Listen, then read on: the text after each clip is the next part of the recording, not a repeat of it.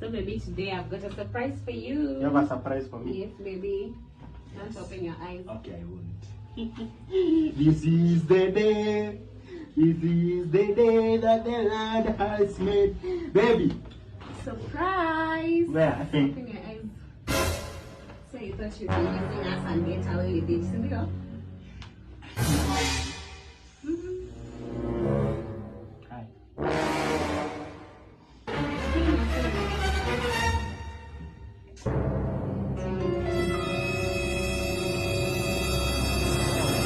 Come, baby, come. I will show you the way. Come, baby. Relax. I'm the last one.